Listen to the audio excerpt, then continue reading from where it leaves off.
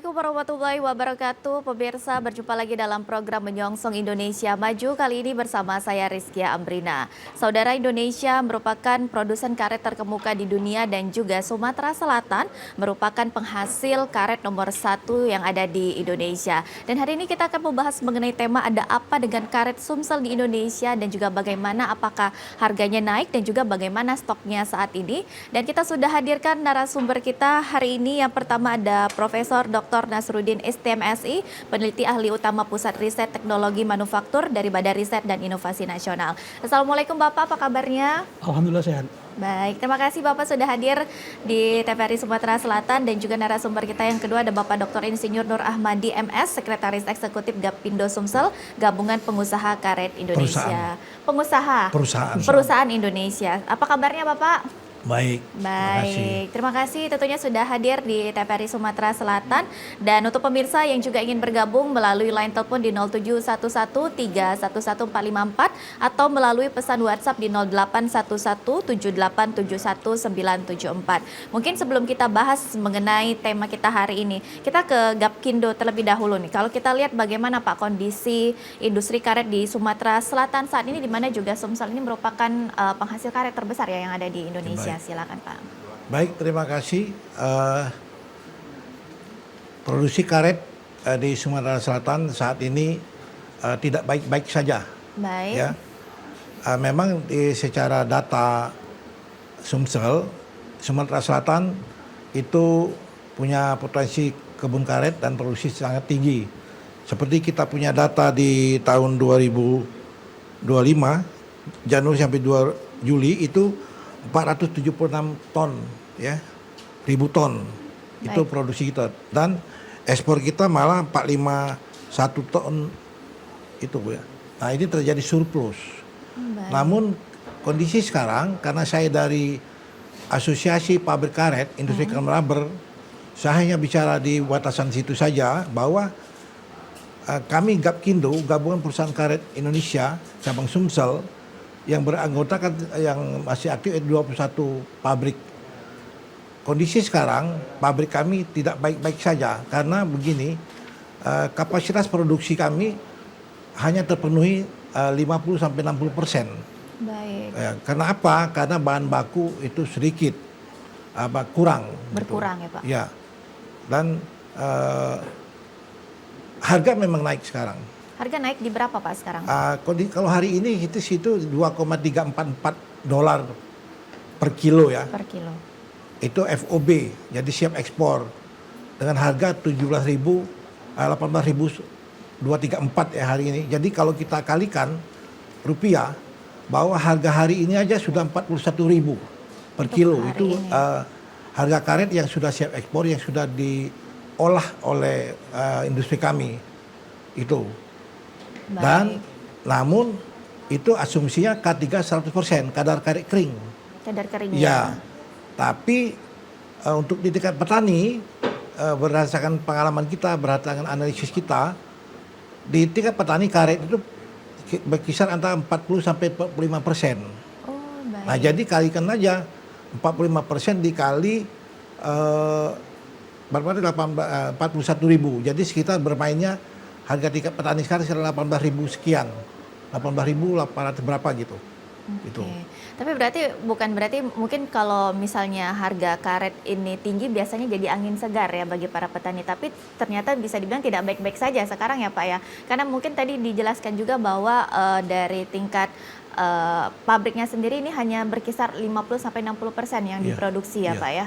Baik, ini kita ke BRIN nih tentunya. Kalau melihat nih dari penjelasan Gapkindo bahwa Sumsel ini karetnya saat ini sedang tidak baik-baik saja nih Pak. Kalau kita lihat juga dari alam Indonesia ini produsen utama lainnya banyak ya selain Indonesia. Kalau kita lihat bagaimana nih Pak dibandingkan dengan negara tetangga ataupun negara Indonesia, untuk posisi karet alam Indonesia ini seperti apa? Silakan.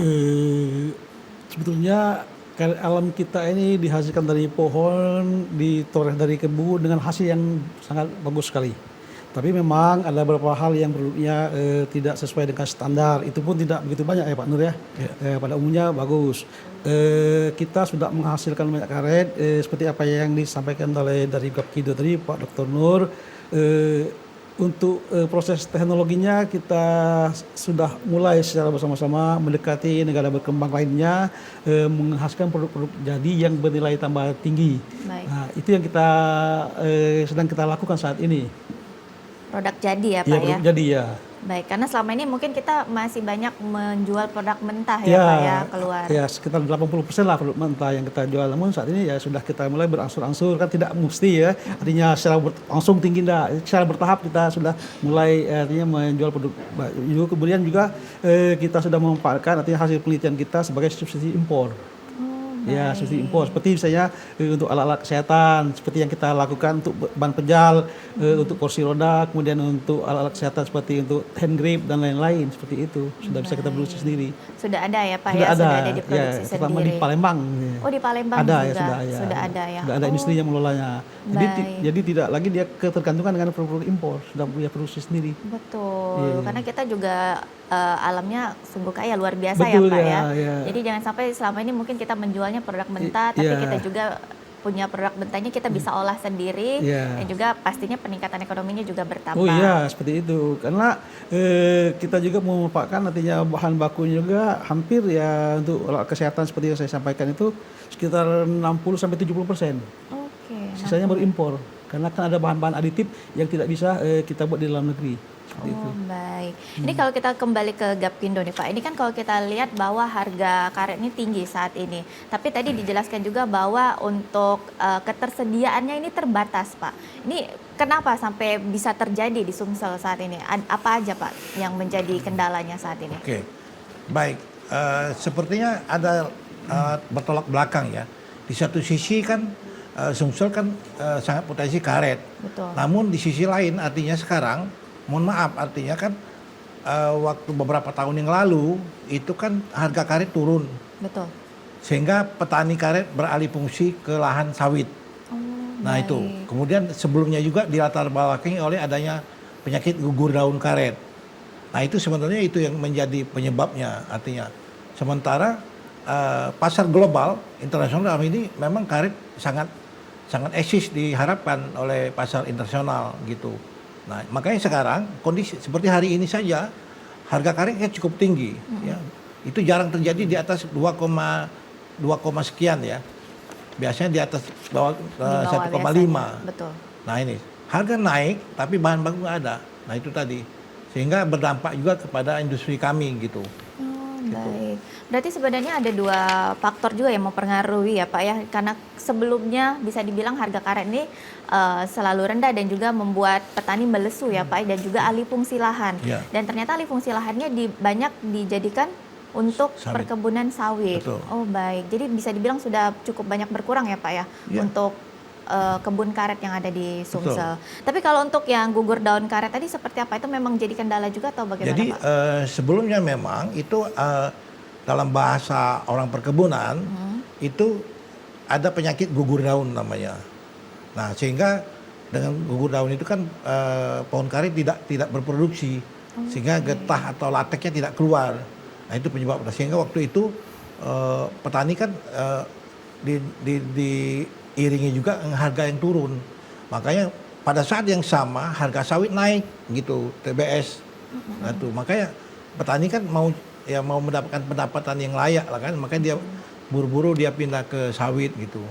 Oh baik, Dan berarti itu berdampak ke kami gitu. berdampaknya seperti itu ya. Tapi ternyata nyatanya sekarang harga karet yang ikut tinggi Tinggi, juga ya Pak ya, iya, tidak tapi kalah barang nggak saing. ada. Barangnya nggak ada. Kurang gitu. Berkurang ya. Berarti produknya juga berkurang dan harganya juga makin tinggi. Iya. Kalau kita kembali ke BRIN, ini kita lihat juga pastinya peluang besar di Sumsel ini luar biasa untuk mengembangkan industri karet.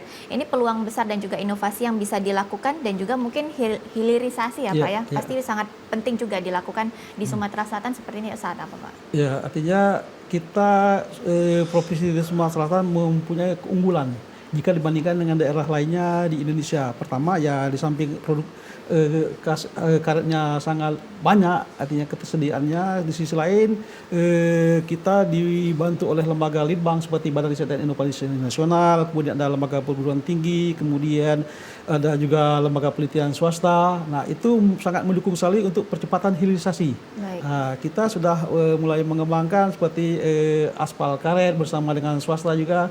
Itu serapan karetnya cukup lumayan tinggi. Di samping itu seperti apa yang kita sampaikan tadi seperti alat-alat kesehatan, kemudian bersama daerah lainnya juga kita mengembangkan vulkanisir ban. Kita kan ada kolaborasi juga dengan mitra kita dari provinsi yang lainnya juga. Artinya ya dengan harapan bahwa memang serapan karet alam ini memang tidak banyak, tetapi sudah mulai secara bertahap kita kembangkan gitu. Baik, sudah bertahap ya Pak Iya, ya? bertahap, artinya tidak bisa secara mendadak ya, artinya harus bertahap kan gitu. Betul. Iya. Tapi paling tidak sudah ada kemajuan dari wilayah kita juga ya, Ya. bahwa sudah ada bahan baku ini tidak sepenuhnya langsung dijual di luar, tapi juga kita produksi Ya, sendiri. ya. Tapi kalau dari inovasi produk karet ini sebenarnya mungkin olahannya bisa dijadikan apa saja sih Pak dari barang-barang yang memang Iya. bisa sudah berkembang saat ini dan mungkin harapannya ke depannya bisa dikembangkan juga apa Iya. saja? Kalau seperti apa yang kita sampaikan tadi, Sumatera Selatan kan ada industri alat-alat kesehatan, Alkes. Nah, biasanya selama ini dia mengimpor dari luar negeri alat kesehatan. Alhamdulillah hasil penelitian kita bersama dari BRIN itu artinya sudah menghasilkan produk-produk sebagai subsidi impor. Baik. Seperti itu. Nah, kemudian bersama daerah lainnya kita juga mengembangkan vulkanisir ban untuk motor, untuk mobil juga itu yang kita kembangkan. Selain itu kita juga mengembangkan dengan swasta juga dengan lembaga penelitian untuk mengembangkan aspal karet. Aspal karet. Iya, ya, aspal Pak, ya? karet itu sudah kita kembangkan. juga. Iya. Oke. Sebenarnya banyak ya Pak ya produk yang memang bisa dihasilkan ya. Iya banyak. Iya. Tapi nanti ke depannya satu-satu ya kata Oh Pak iya, Manager. harus bertahap kan nggak mungkin. Bertahap ya. Iya, iya. Dan yang paling tidak kita sudah ada yang bisa dihasilkan Alhamdulillah ya. sudah ada yang bisa dihasilkan Alhamdulillahnya. sebagai substitusi impor. Itu yang paling penting. Baik. Dan pemirsa tentunya kami akan kembali setelah jeda berikut untuk pemirsa yang ingin bergabung melalui line telepon di 0711311454 atau melalui pesan WhatsApp di 08117871974. Tetaplah bersama kami.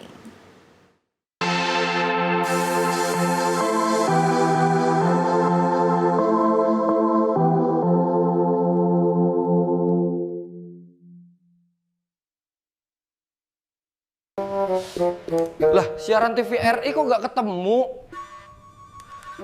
Aduh, bisa berabe ini mah. Gak mau ketinggalan siaran TVRI seperti ini? Yuk, scan ulang TV di rumah kamu. Caranya, pastikan TV kamu sudah mendukung siaran digital, biasanya terdapat menu di TV atau siaran digital.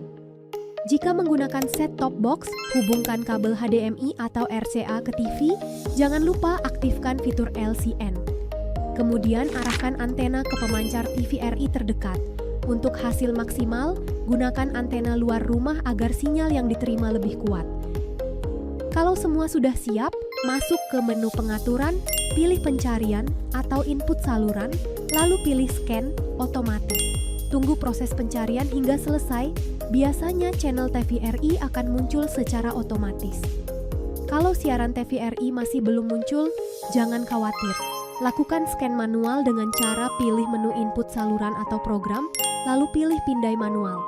Masukkan frekuensi sesuai daerah kamu, seperti 538 MHz atau kanal 29 untuk wilayah Palembang, Pagaralam dan sekitarnya, frekuensi 546 MHz atau kanal 30 untuk wilayah Prabu Mulih dan sekitarnya, frekuensi 554, kanal 31 untuk wilayah Sekayu dan sekitarnya, serta frekuensi 522 atau kanal 27 untuk wilayah Lubuk Linggau dan sekitarnya.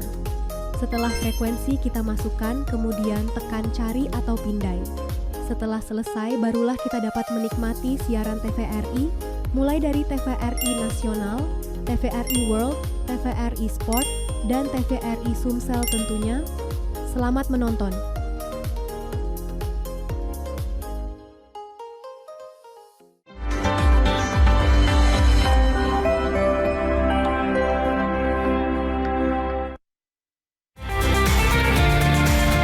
Sebagai lembaga penyiaran publik, TVRI Sumatera Selatan menjunjung tinggi sinergisitas menuju TV kelas dunia, menciptakan Indonesia cerdas, menyongsong Indonesia maju. TVRI Sumatera Selatan bertekad menjadi TV publik, mampu menjembatani kepentingan masyarakat dan pemerintah.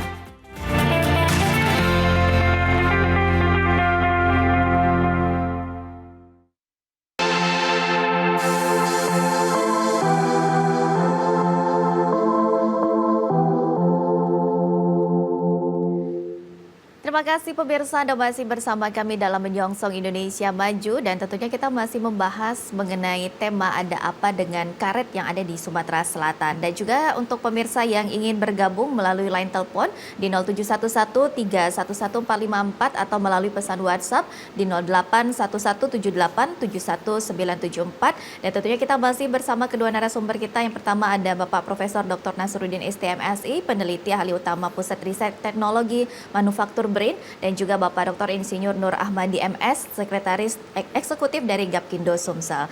Tadi sebelumnya dijelaskan juga dari Gapkindo bahwa ada dua faktor yang memang menjadi kurangnya untuk penghasil karet di Sumsel ini. Salah satunya tadi juga banyaknya alih fungsi lahan dan juga ada salah satu hama ya Pak ya, hama penyakit yang dialami bagi pohon karet ini. Kalau kita lihat juga saat ini harga karet kan memang bisa dibilang sangat fluktuatif ya Pak, sangat naik dan turun. Tapi kalau kita bandingkan dengan kualitas karet Indonesia dibandingkan dengan kualitas karet yang ada di luar, mungkin negara tetangga, itu seperti apa Pak kalau dilihat dari Gapkindo sendiri? Baik, negara pengekspor karet tertinggi itu ada Thailand, ada Malaysia, dan Indonesia. Memang dibanding dengan kedua negara, mohon maaf, kualitas karet itu masih rendah. Masih rendah. Karena apa? Seperti di Thailand, mungkin dia sangat petaninya memang benar-benar pengen meningkatkan mutu kualitas karetnya itu. Nah, tapi kalau petani kita bukan tidak pengen, artinya dia terlalu canggih, artinya terlalu pinter gitu ya.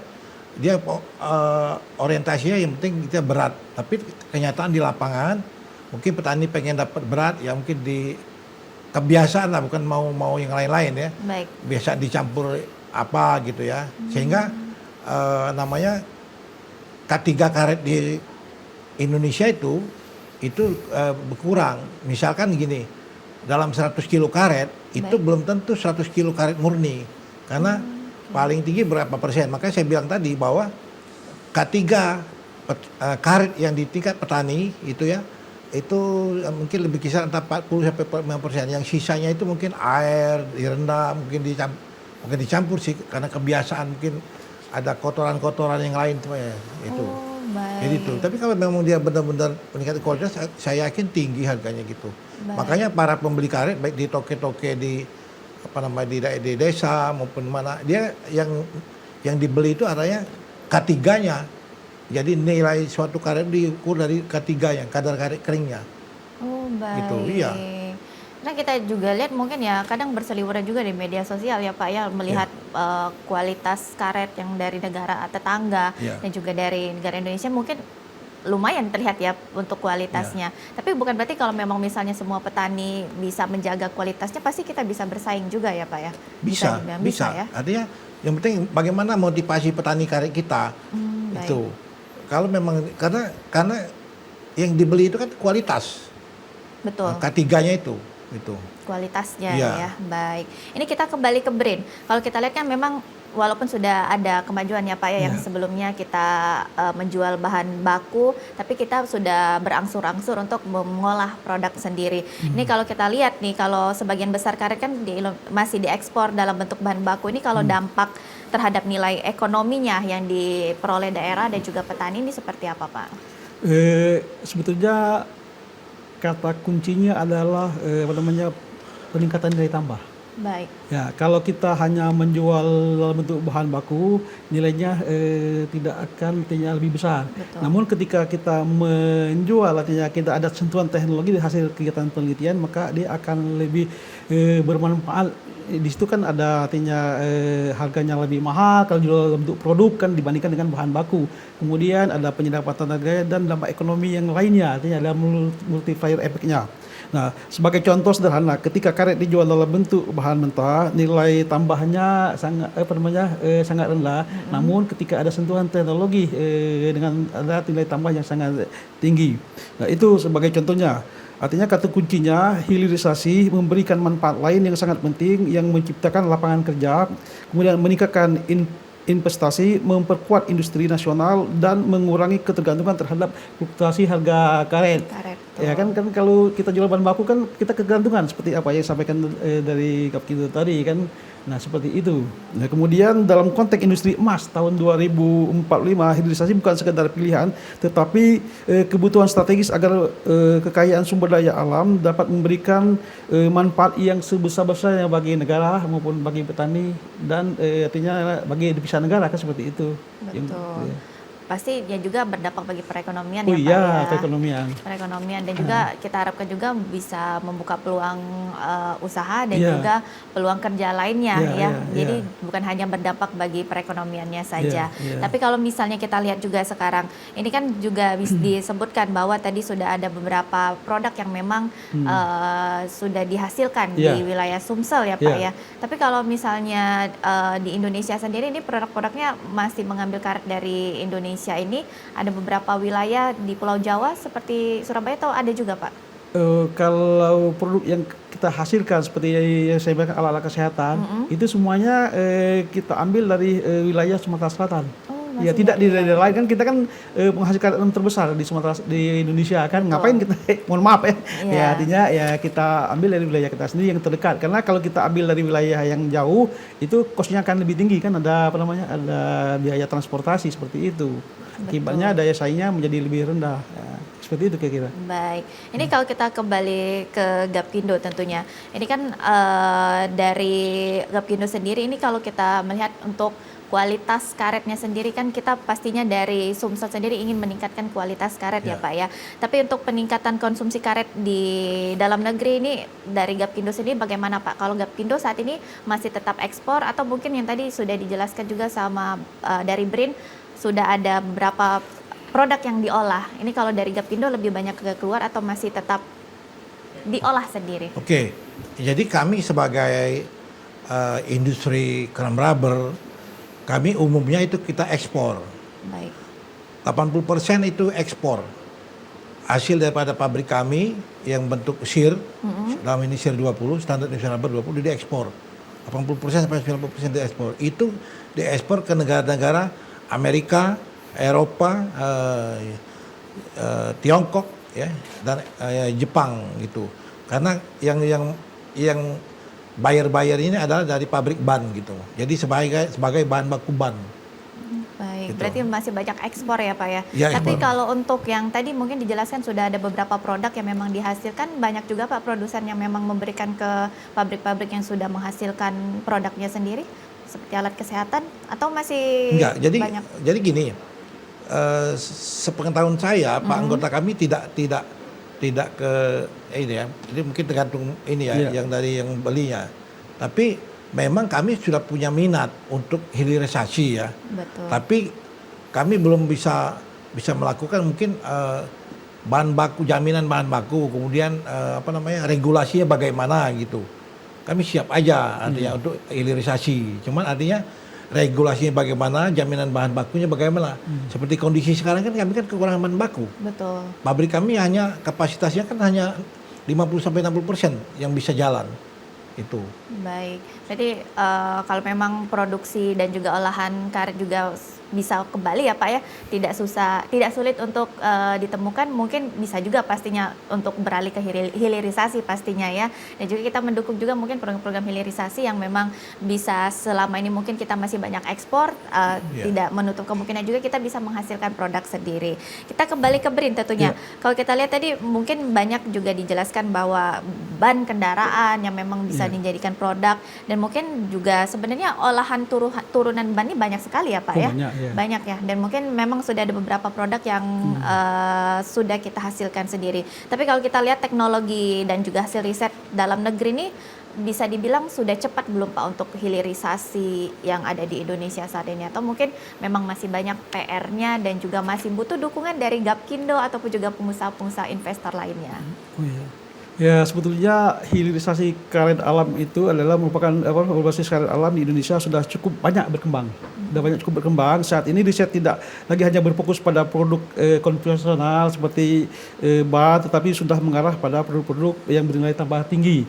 Misalnya untuk tadi saya sampaikan aspal karet itu kan. Betul. Kemudian ada rubber busing kan, rubber busing untuk rem kopling kendaraan motor. Kemudian ada bantalan jembatan. Itu ya sudah banyak kita produksi dalam negeri. Kemudian ada komponen otomotif. Nah, itu juga banyak artinya industri kita yang sudah melakukan artinya bekerja sama dengan industri otomotif untuk tidak mengimpor lagi kan. Sudah banyak untuk spesifikasi tertentu. Sebetulnya seperti apa yang disampaikan oleh Pak Nur bahwa teman kita artinya dari industri kaum rubber sangat mendukung sekali Pak untuk suplai bahan baku yang ada di industri kita Pak. Jadi kita bersyukur Pak adanya sinergi ketika kita, tapi memang kita tidak ini Pak tidak banyak artinya menyerap bahan baku. Tapi setidaknya artinya kita sudah mempunyai artinya ada hubungan. Ketika kita kekurangan bahan baku, artinya teman kita dari Kram Rubber juga sangat mensupport seperti itu. Betul. Ini seperti itu Bu. Baik. Dan tentunya juga yang tadi ya dari memang olahan kita sendiri ya kita harapkan kita Dan juga ini sinerginya dibutuhkan pastinya ya. Dan juga dari pemerintah, dari Gapindo juga, dan juga mungkin dari investor lainnya juga untuk membuka yang namanya pabrik-pabrik yang bisa menghasilkan ya Pak ya, untuk barang-barang yang memang dari olahan karet. Baik pemirsa, tentunya kami akan kembali setelah jeda berikut, tetaplah bersama kami.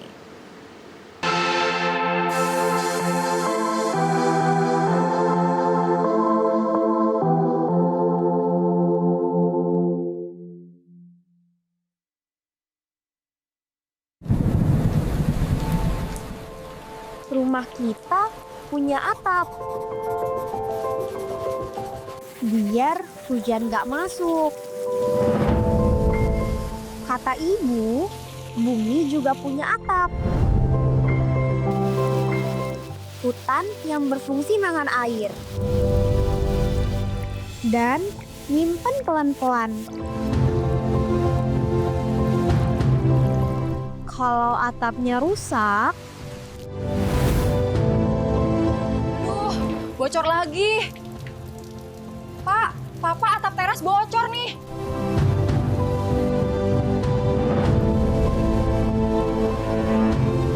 kayak gini kalau hutannya hilang.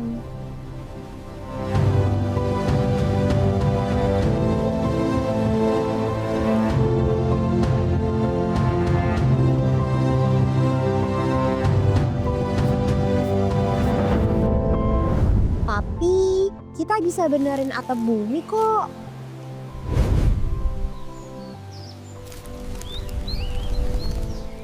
Nadia, sudah malam. Yuk tidur, Nak.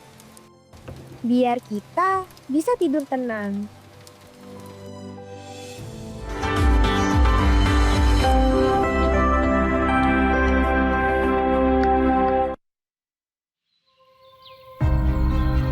Ini adalah tanah kita. Tempat di mana setiap nafas menghembuskan semangat membara. Dari suara palu yang menggelegar, hingga benang yang menyatu dalam tenunan.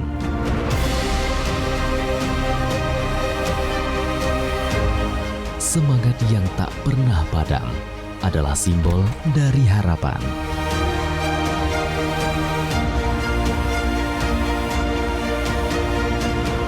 Dari kekuatan yang tak akan pernah pudar untuk berdiri bersama.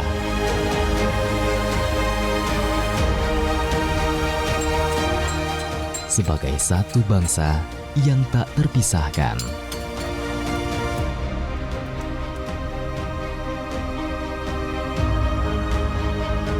Yuk, nah berikut gak?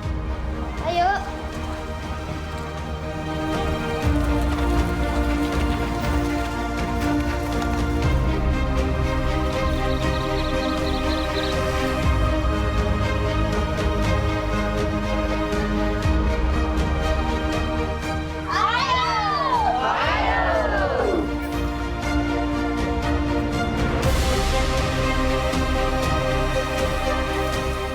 di bawah langit yang sama, kita bersatu. Tak ada yang lebih kuat dari kebersamaan. Kita adalah satu. Kepada bendera merah putih, hormat! Gerak!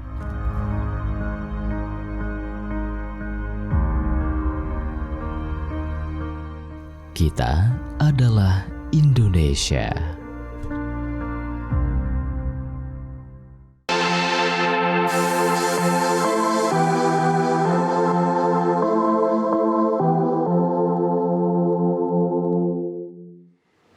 Terima kasih pemirsa, Anda masih bersama kami dalam Menyongsong Indonesia Maju, dan tentunya kita masih membahas mengenai produsen karet yang ada di Sumatera Selatan dan masih bersama kedua narasumber kita. Yang pertama ada Bapak Profesor Dr. Nasruddin STMSI, peneliti ahli utama Pusat Riset Teknologi Manufaktur BRIN, dan juga Bapak Dr. Insinyur Nur Ahmadi MS, Sekretaris Eksekutif Gapindo Sumsel. Dan untuk pemirsa yang ingin bergabung melalui line telepon di 0711 311 454 atau melalui pesan WhatsApp di 0811 7871 974. Ini kita kembali ke Gapindo tentunya. Kalau kita lihat juga yang namanya karet ini kan sangat berkaitan sekali dengan pertanian, dan juga mungkin ada beberapa pertanian ini sudah menggunakan teknologi ya Pak ya, teknologi untuk kemajuan dalam penghasil karetnya sendiri. Tapi kalau dari karet ini sudah ada Pak teknologi yang memang bisa digunakan, dan juga apa kendala yang memang masih dirasakan para petani dan hingga nanti ke para Gapindo ini biasanya yang sering terjadi?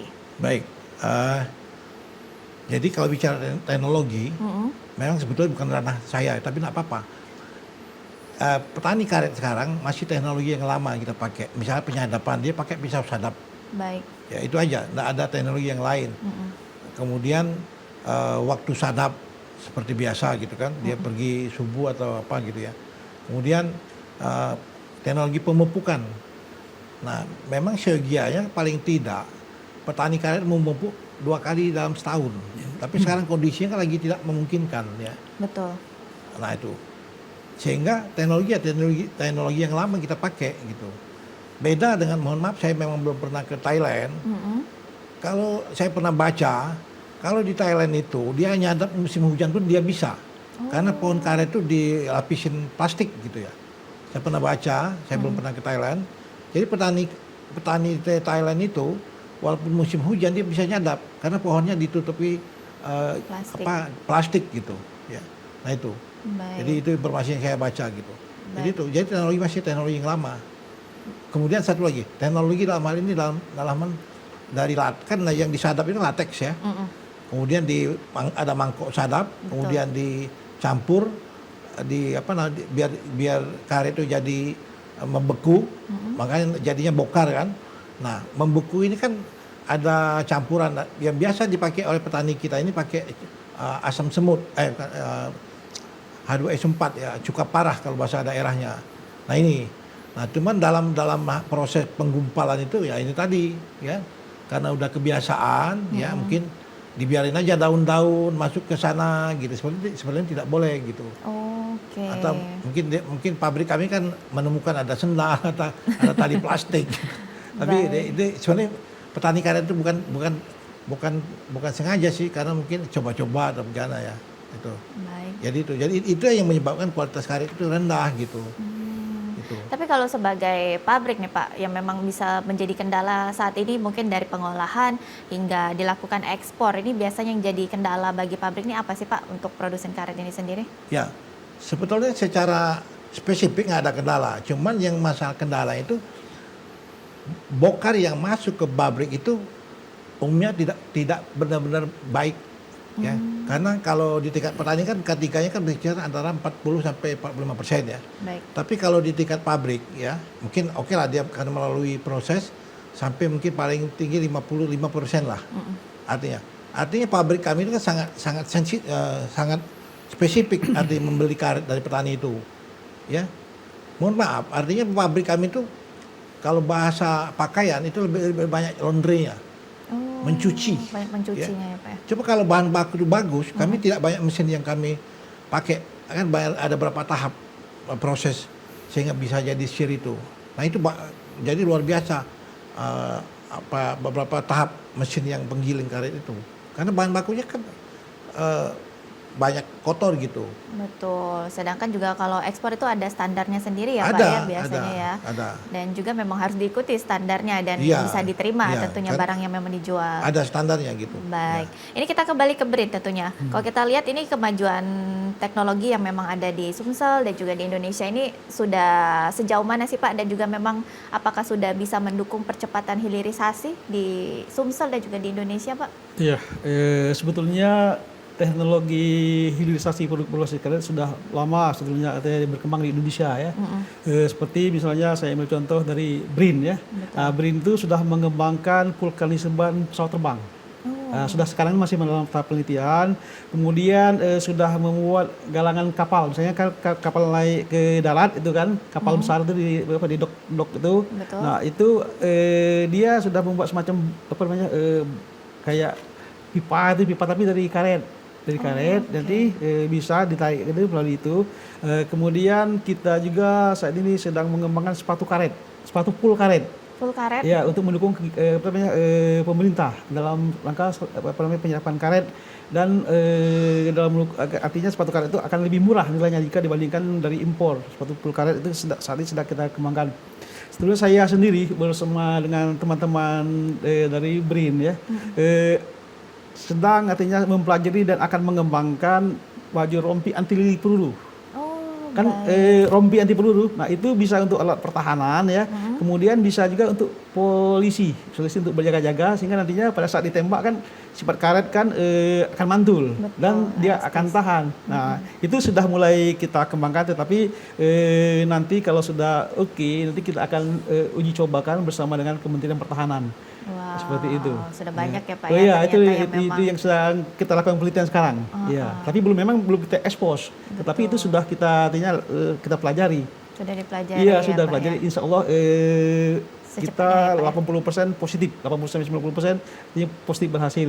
Selain itu juga kayak apa namanya tang baja tuh ya, tang baja itu Pak. Panser itu ya. Nah, itu kan roda dari besi itu, ini rantainya itu, rantai dari besi. Nah, itu kalau dia di berjalan di aspal, kan hancur aspal. Nah, kita juga saat ini sedang mengembangkan bagaimana artinya sepatu tank itu dilapisi dengan karet. Seperti itu.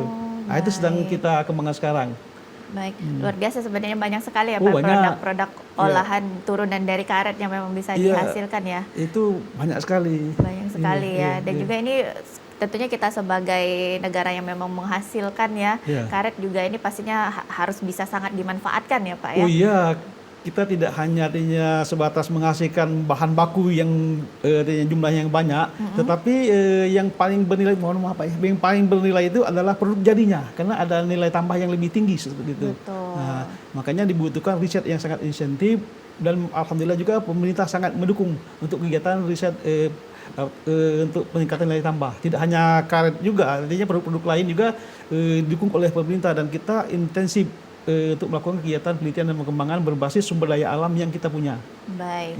Tapi ini kita harapkan juga berarti konsumsi untuk peningkatan domestiknya karet ini juga pastinya juga terserap ya Pak ya. Dan juga kalau kita lihat ini kan konsumsi domestiknya dan juga stabilitas harga petani karet ini kalau kita lihat seperti apa Pak hubungan dengan peningkatan konsumsi domestiknya sendiri nih?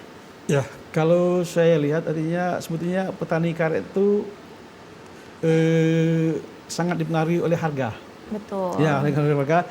Ketika harga mahal, artinya dia berlomba-lomba ingin menjual karet, Pak. Tetapi ketika harganya murah, artinya tadi seperti apa yang Pak Nur dari Kapiduk sampaikan, dia mengubah artinya lahan karet menjadi sawit, Pak ya.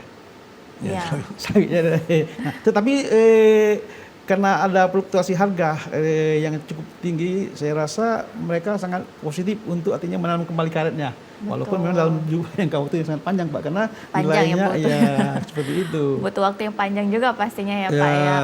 Satu siklus itu Pak 7 tahun Pak ya, 4 tahun untuk satu pohon untuk bisa menghasilkan dari ini dari stek itu Pak, untuk menghasilkan karet itu kita 7 tahun. Apa dia TM pertama? Iya, Iya. sampai produksi. Sekitar bisa 3 tahun demi 4 tahun. Ya. Oh, 3 Dia, tahun. dia panen pertama. Panen pertama, tapi waktu-waktu yang lumayan juga ya Iya, Pak ya, iya. 3 sampai 4 tahun, baik. Tapi kalau misalnya dari Gapkindo sendiri, mungkin tadi salah satunya yang memang jadi kendala saat ini bagi para petani dan juga bagi banyaknya alih fungsi lahan. Tapi sejauh ini Pak, untuk ekspor yang memang sudah dilakukan dari Indonesia keluar, ini ada kendala dan mungkin ada persaingan juga nggak Pak antara negara tetangga lainnya untuk ekspornya Baik. sendiri? Jadi selama ini kan kita Indonesia, selama kita anggota kami, dia ekspor ke luar negeri ya, ke Tiongkok, ke Amerika, ke Jepang, ke Eropa. Ya nggak ada kendala sebetulnya. Nah, cuman ada beberapa akhir-akhir ini ada kendala di Eropa, UEDR ya. UEDR itu kan artinya ada suatu aturan yang ditetapkan oleh negara Eropa. Jadi kalau kita mengekspor karet ke Eropa itu ada syaratnya sampai ke petani, sampai ke kebun karet itu posisinya di mana, jangan sampai melanggar atau merambah dari hutan gitu. Itu ada kendala-kendala lain.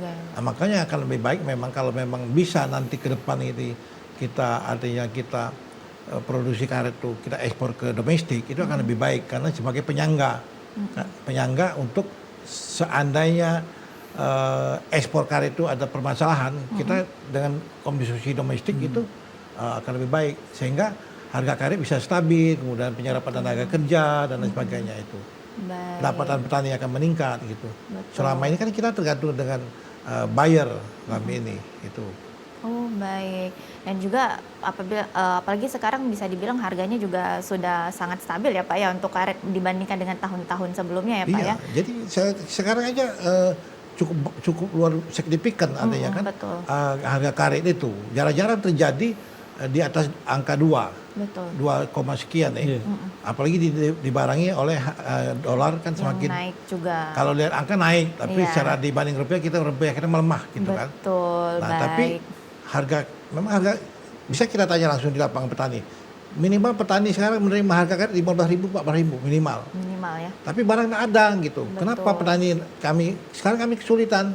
Karena barang nggak ada. Karena mohon maaf artinya kan petani kan entah nyesal atau tidak, artinya sekarang banyak lari ke sawit. Sementara mungkin dapat informasi dari perkembangan harga, justru sekarang saat ini kan harga sawit drop, turun. Iya betul. Betul kan, Pak?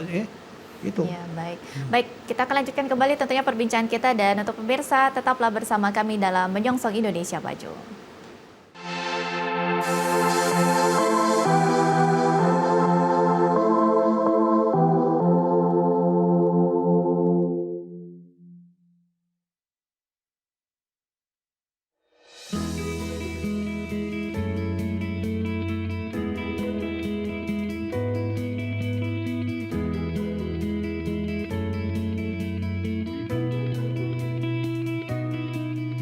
Pagi Bu Lita. Pagi. Wah, usahanya sudah mulai maju ya Bu? Ya, biasa usaha kecil-kecilan. Jangan salah loh Bu, usaha seperti Ibu ini atau yang sering kita sebut dengan UMKM, salah satu penunjang ekonomi rakyat loh Bu. Anyaman rotan berupa piring, caping, tudung saji, dan aneka keranjang lainnya adalah kerajinan tangan khas Dusun Muara Tenang, Kota Pagar Alam. Dan menjadi cenderamata bagi wisatawan yang berkunjung ke kota wisata Pagar Alam. Industri kecil ini ditekuni masyarakat secara turun-temurun. Ada 95 UMKM anyaman rotan yang tersebar. 235 orang tenaga kerja terserap dengan nilai investasi Rp674.300.000. Bu, saya beli ini ya, tolong dibantu hitung, tapi jangan mahal-mahal loh Bu. Katanya Bapak mau membantu UMKM, kok nawar? Namanya juga pembeli, nawar boleh dong Bu.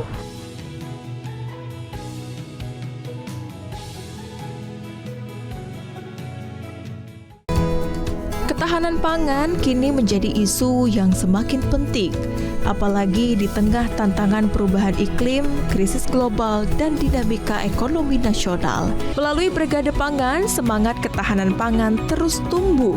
Lewat Brigade Pangan, Indonesia melangkah lebih dekat menuju cita-cita besar. bangsa yang mandiri, berdaulat, dan sejahtera lewat tangan-tangan petani. Sekolah pertanian yang tak hanya mengajarkan teori, tetapi juga praktik nyata untuk membangun ketahanan pangan dan energi bangsa. Semua informasi ini kami rangkum dalam Zona Tani, hanya di TVRI Sumatera Selatan.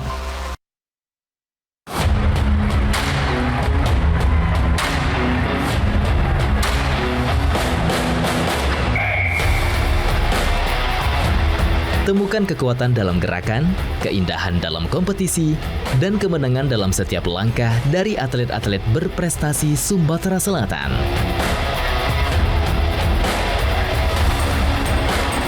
Hanya di TVRI Sumatera Selatan.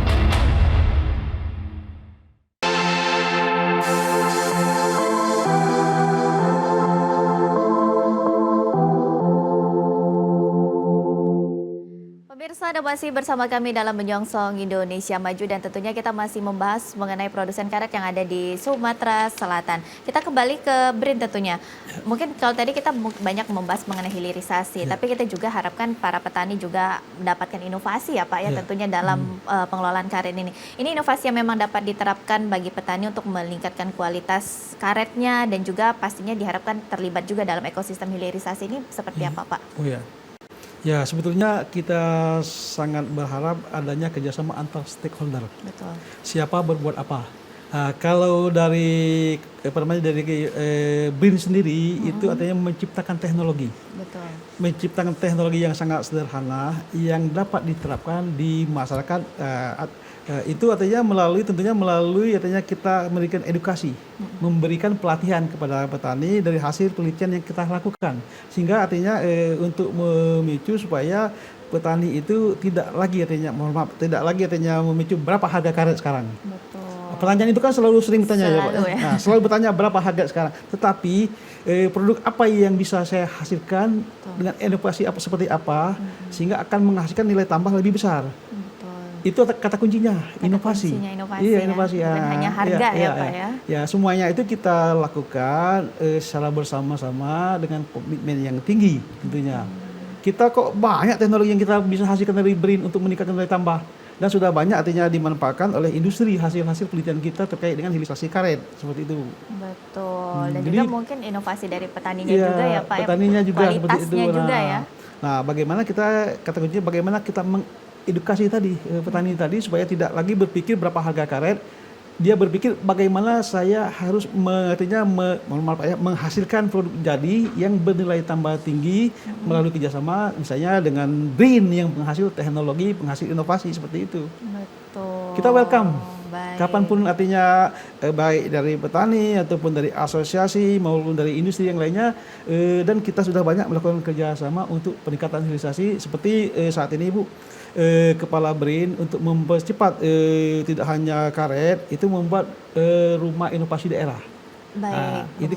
Ada juga kerjasama dengan rencananya dengan pemerintah daerah Sumatera Selatan maupun kabupaten dan tidak hanya di Sumatera Selatan, seluruh Indonesia yang akan direncanakan membuat rumah inovasi daerah sehingga artinya masyarakat, petani dan lain-lain itu secara bersama-sama berkolaborasi bagaimana kedepannya kita akan meningkatkan nilai tambah sumber daya alam yang kita miliki. Betul, baik. Tapi ini kita ke Gapkindo nih Pak, terakhir mungkin pesan nih Pak bagi para petani dan juga mungkin ada harapan bagi para teman-teman Gapkindo ini yang kata Bapak tadi ya, Sumsel untuk karet Sumsel saat ini memang tidak baik-baik saja. Ini harapan ke depannya juga seperti apa? Baik, terima kasih. Jadi kami dari Gapkindo, dalam hal ini Asosiasi Industri Iklan Rubber, berharap pertama kepada petani karet, tetaplah menjaga menanam karet. Betul. Karena selama kita masih hidup, kita pasti butuh karet. Betul. Dari bangun tidur sampai tidur lagi. Nah, sehingga jagalah kualitas karet itu, ya. Karena kan sekitar kalau Sumsel ini mungkin 80-90% petani karet yang berpendapatan. Banyak mungkin kita tanya para yang sudah orang-orang terkemuka dari hasil karet, dia sekolah dan lain sebagainya. Yang kedua, kepada para industri, baik industri kami sendiri maupun BRIN maupun yang lain, kita berkolaborasi yang sama-sama menguntungkan. Kemudian kami juga selalu mengharapkan kepada pemerintah dalam hal ini mungkin ada regulasi yang kira-kira yang sama yang membuat kita harmonis dalam hal ini. Regulasi dalam hal ini misalkan contoh, petani jangan rame-rame dong pindah ke kebun sawit, tinggalan sedikit gitu maksudnya.